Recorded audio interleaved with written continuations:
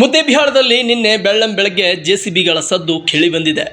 ನಗರದಾದ್ಯಂತ ಪುರಸಭೆ ಭಾರೀ ಕಾರ್ಯಾಚರಣೆ ನಡೆಸುವ ಮೂಲಕ ರಸ್ತೆ ಬದಿ ಸೇರಿದಂತೆ ಹಲವೆಡೆ ಅತಿಕ್ರಮ ಜಾಗವನ್ನು ತೆರವುಗೊಳಿಸುತ್ತಿದೆ.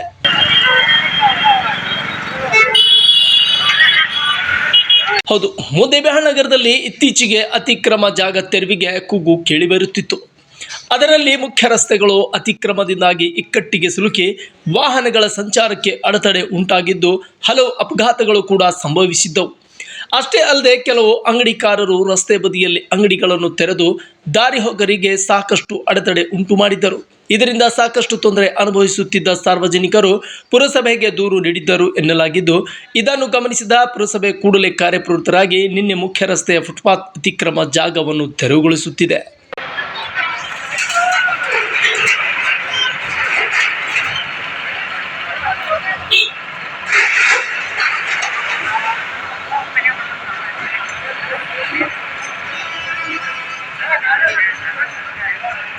ಬಿಗಿ ಪೊಲೀಸ್ ಬಂದೋಬಸ್ತ್ನಲ್ಲಿ ಕಾರ್ಯಾಚರಣೆಗೆ ಇಳಿದ ಪುರಸಭೆ ಮುಖ್ಯಾಧಿಕಾರಿ ಮಲ್ಲನಗೌಡ ಬಿರಾದಾರ್ ಅವರು ಪಿಲೇಕಮ್ಮ ನಗರದಿಂದ ಬಸವೇಶ್ವರ ಸರ್ಕಲ್ನಿಂದ ಪ್ರವಾಸಿ ಮಂದಿರ ಬಳಿ ಇರುವ ಅತಿಕ್ರಮ ಜಾಗವನ್ನು ತೆರವುಗೊಳಿಸಿದರು.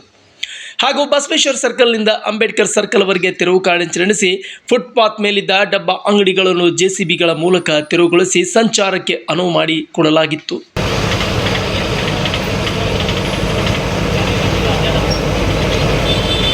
ಅಷ್ಟೇ ಅಲ್ಲದೆ ನಗರದ ಬನಶಂಕರಿ, ಇಂದಿರಾ ಸರ್ಕಲ್ ಸೇರಿದಂತೆ ಹಲವೆಡೆ ಈ ತೆರವು ಕಾರ್ಯಾಚರಣೆ ಮುಂದುವರೆದಿದೆ.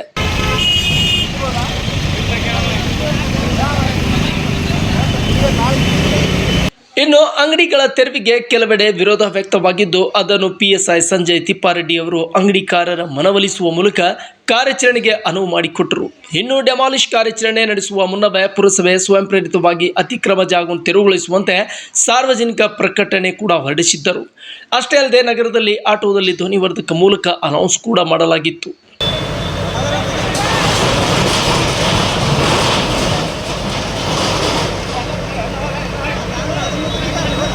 ಇನ್ನು ಎರಡನೇ ಸುತ್ತಿನ ಅತಿಕ್ರಮ ತೆರವು ಕಾರ್ಯಾಚರಣೆ ನಡೆಸುತ್ತಿರುವ ಪುರಸಭೆ ನಗರದ ಹಲವೆಡೆ ಡೆಮಾಲಿಷ್ ಕಾರ್ಯಾಚರಣೆ ನಡೆಸಲು ಮುಂದಾಗುತ್ತಿದೆ. ಹೀಗಾಗಿ ನಿನ್ನೆ ಮುಂಚಿತವಾಗಿ ಕೆಲವು ಅಂಗಡಿಕಾರರು ಸ್ವಯಂವಾಗಿ ತಮ್ಮ ಅಂಗಡಿಗಳನ್ನು ತೆರವುಗೊಳಿಸಿದರೆ, ಇನ್ನು ಕೆಲವರು ಜೆಸಿಬಿ ಬಂದ ನಂತರ ಡಬ್ಬ ಅಂಗಡಿಗಳನ್ನು ತೆರವಿಗೆ ಮುಂದಾದರು.